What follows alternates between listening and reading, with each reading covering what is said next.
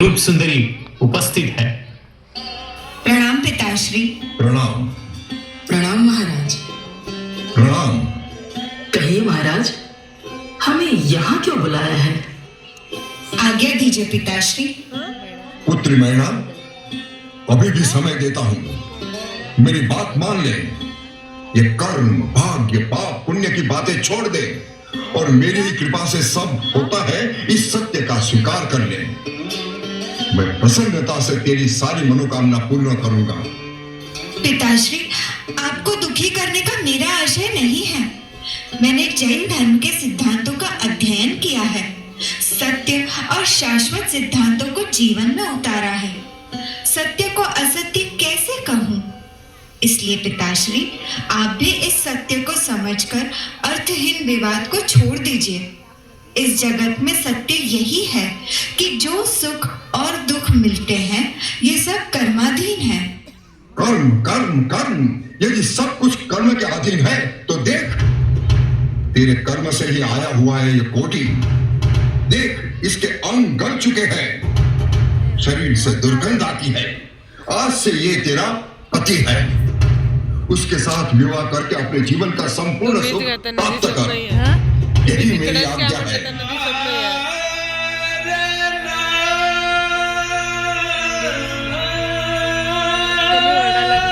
जो आज्ञा पिताश्री।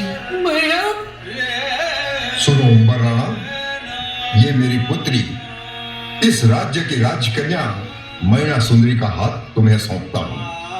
आज से ये तुम्हारी रानी है। नहीं महाराज, नहीं, ऐसा अन्याय मत कीजिए मेरी पुत्री के साथ।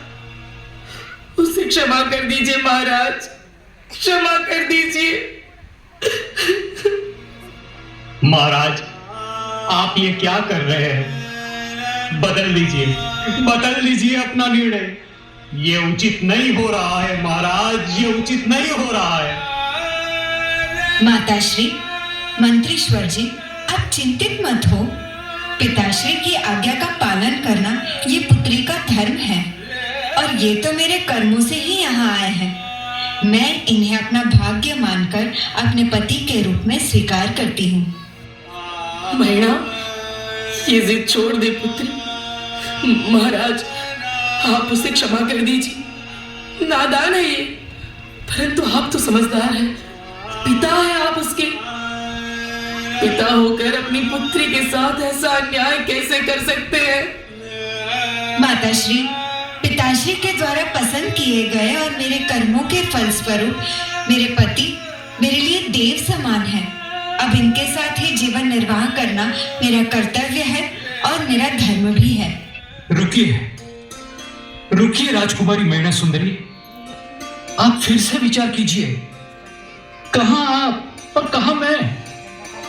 आप एक सुंदर राजकुमारी है और मैं तो एक रोगी हूं, कोढ़ी हूं। पता नहीं कब मेरी मृत्यु आ जाए।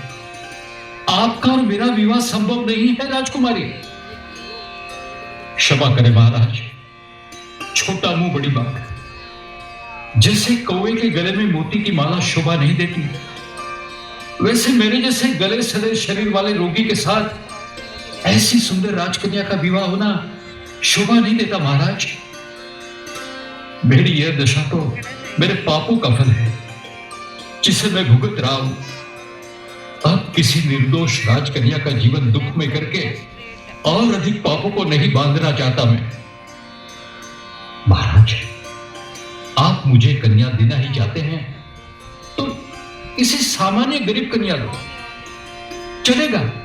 और यदि वो भी संभव न हो तो मैं यहां से चुपचाप चला जाऊंगा। जब ये स्वयं कहती है कि तुम उसके भाग्य से आए हो, तो इसमें मेरा कोई दोष नहीं है। पिताश्री ने सत्य कहा है। सुनिए, अब आप मेरे पति हैं। आपका साथ मैं जीवन पर्यंत निभाऊंगी।